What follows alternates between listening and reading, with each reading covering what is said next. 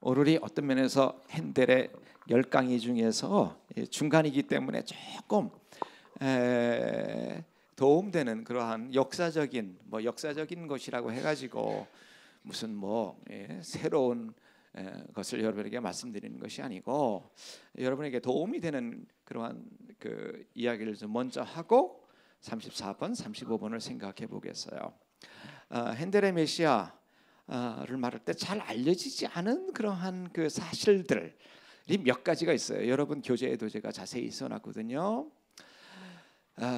우리가 핸델의 메시아 하면은 제가 처음부터 강조하기를 Soli Deo Gloria, 하나님께 영광을 오직 하나님께만 영광을 돌리자. 259페이지 다 쓰고 나서 SDG를 써가지고 이 곡은 핸델이 하나님께 영광을 돌리기 위해서 썼다. 그래서 모든 사람도 핸델의 메시아를 생각할 때는 이것은 하나님의 영광을 위해서 쓰여진 곡이다라고 생각할 수 있을지 모르겠지만은 핸델은 그런 마음으로 썼어요. 그런데 그 당시에 1741년도에 썼고 이제 1742년도에 이것이 이제 첫 번 공연이 됐는데 그 당시에는 이렇게 그 주위의 사람들이 핸델의 메시아를 이해를 하지를 않았어요. 오히려 하나님의 이름을 회방하는 그러한 이 곡이 될 수도 있다. 핸델은 그 이신론 디이즘이라는 그 잘못된 그 교리를 올바로 잡기 위하여서 찰스 제닌이 준 그 73개의 성경 구절을 이렇게 하나님께 영광을 돌리는 그러한 이 곡으로 이제 드리기를 원했는데 이제 주위에서는 이것을 잘못 이해하고 하나님께 영광을 돌리는 것이 아니고 오히려 하나님의 이름을 회방하는 곡이다라는 그러한 그 이해가 굉장히 그 잘못된 그 오해가 굉장히 많았어요. 그 이유는요 여러 가지로 설명될 수가 있겠지만 제가 이해하는 그 선에서는 사실 핸델은 지금까지 알려진 것은 이 오페라 작곡가였어요. 오페라. 특히 17세기에는 오페라의 그 세기라고도 할 수가 있거든요. 주옥 같은 오페라가 굉장히 많이 작곡되었고 바하는 달리 바하는 이제 그 독일에서 이 궁정에 속해 있어가지고 어느 교구에 속해 있어가지고 이제 계속 종교적인 음악을 바하가 썼거든요. 이 바하가 곡이 많은 이유 중에 하나가 바하는 이 어느 그 이 큰 교구에 속해 있기 때문에 거기에서 말하자면 요즘 말로 말할 것 같으면은 성가대 지휘자였어요. 악장이었어요. 그래서 교회의 이 궁전에 말하자면은 이 녹을 먹고 사는 사람이었기 때문에 날마다 새로운 곡을 발표를 했어야 돼요. 바하에게 주어졌던 그 의무 중에 하나는 모든 합창단, 오케스트라를 지휘하는 것뿐만 아니고 올겐을 연주하는 것뿐만 아니고 한 달에 한 번씩 새로운 칸타타를 썼어야 돼요. 그러니까 바하는 굉장히 곡이 많습니다. 그리고 바하는 평생토록 그 범위를 벗어난 적이 없어요. 아시겠죠? 그러니까 상당히 종교적으로 깊고 장엄하고 그래서 바하를 가지고 음악의 아버지라고 불러요. 그런데 제가 거듭해서 말씀드리지만 핸델은 경험이 굉장히 많아요. 독일에서 출생했지만은 9살 때에 첫 번째로 올겐을 썼습니다. 그리고 18살 때에 오페라를 첫 번 작곡했어요. 천재예요. 그리고 나서 이제 아버지는 의사셨는데 아들이 좀 법을 공부했으면 좋겠다고 하는데 이제 13살 때에 이제 자기가 배운 올겐을 가지고 어디 가서 딱 연주를 하는데 음악하는 사람이 딱 보니까 이게 천재야. 그래서 이제 그 아버지 보고 이 아들 음악 공부 시켜야 된다고. 뭐 그러면서 그때부터 쭉 음악을 하다가 18살 때 첫 번 오페라를 쓰고 이제 법을 공부를 하려고 하다가 원체 이제 재능이 충만한 거예요. 20살 때 어디로 갔냐면 이태리로 날아가 버렸습니다. 그때 날아가질 않았겠죠. 비행기가 없었으니까 이태리로 갔어요. 근데 이태리가 그때 이 오페라의 꽃이었거든요. 그러니까 거기 뭐 플로렌스, 발렌치아, 로마 같은 데 가가지고 거기서 아주 왕성한 이 오페라 이 작곡에 활동을 합니다. 그러니까 핸델의 음악은 상당히 다양해요.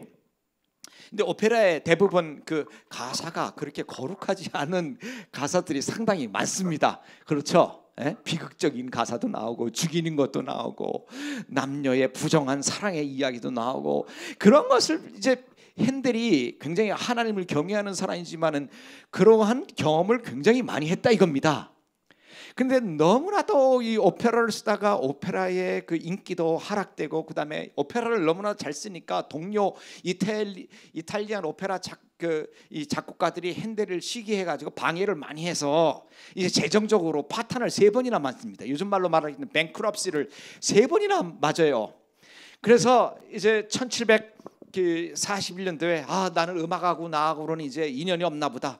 나는 마지막 공연을 하고 나는 이제 공연을 안 하겠다. 요즘 말로 말하자면 펜을 꺾겠다.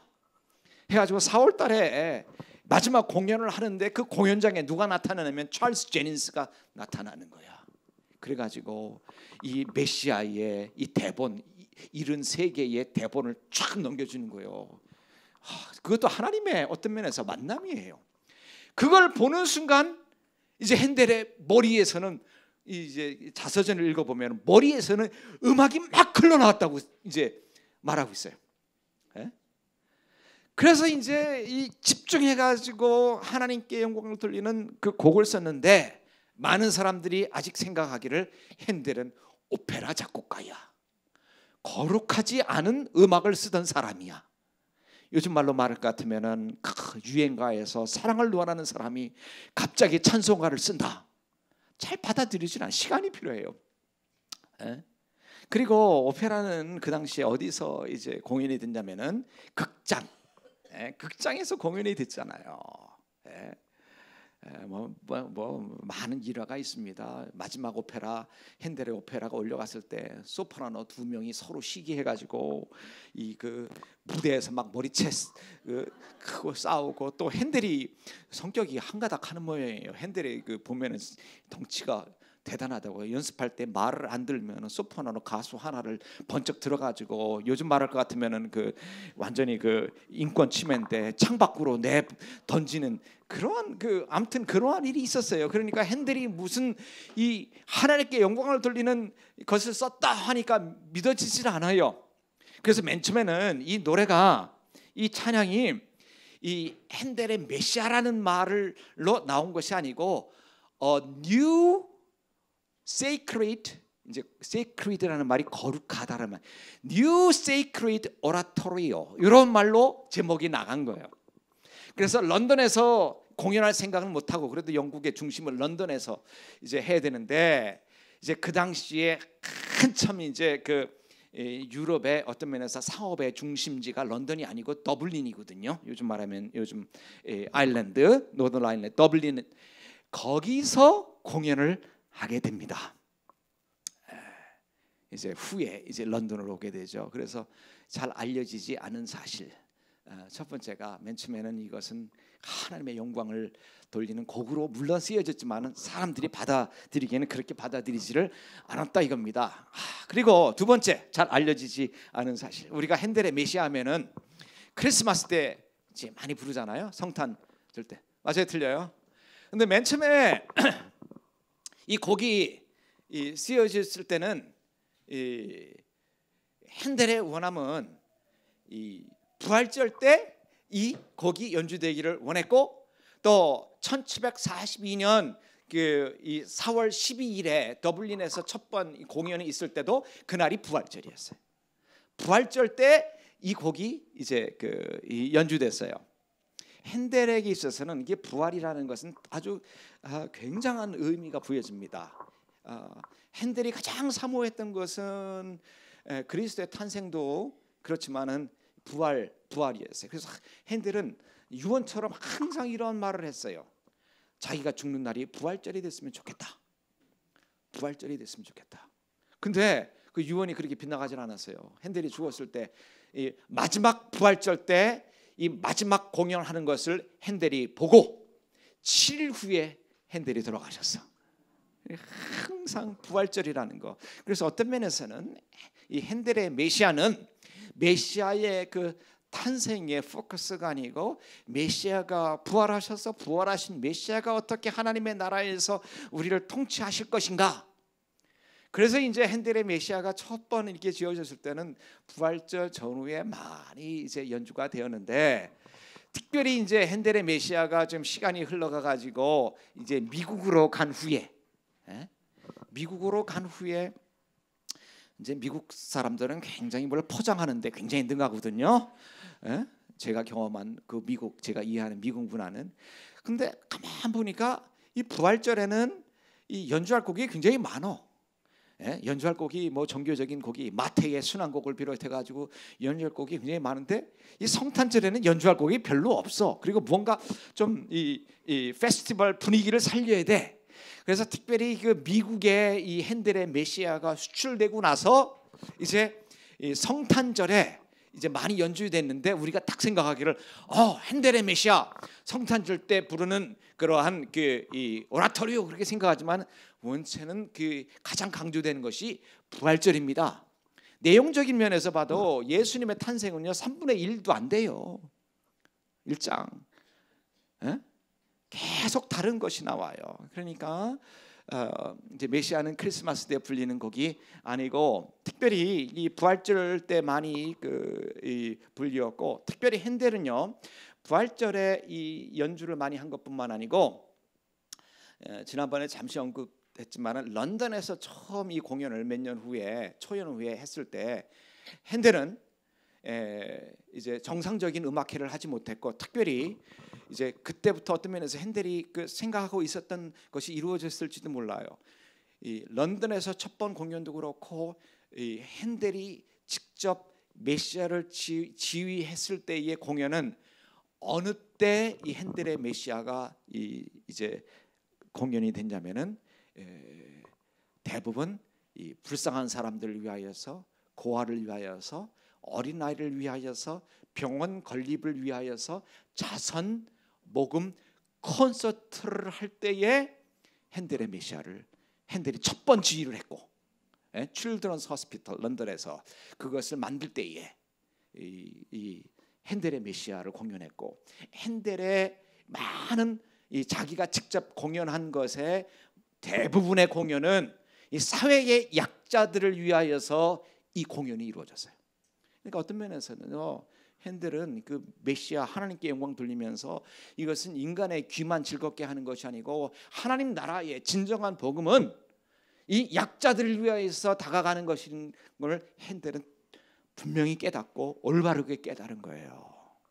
그러니까 여러분, 아이고 핸델의 메시아를 들으면서 이거 좋다 띵까띵까 하면서 여러분만 즐기면서 하는 그 음악이 핸델의 메시아가 아니라는 거예요. 우리가 메시아가 어떤 분이신가를 분명히 알면은, 메시아는 우리 모두를 위해서 오고 우리를 위하여서 구원하시러 왔는데, 특별히 약자들을 위하여서, 어린아이를 위하여서, 가난한 사람을 위하여서, 이 아픈 사람을 위하여서 메시아가 왔다.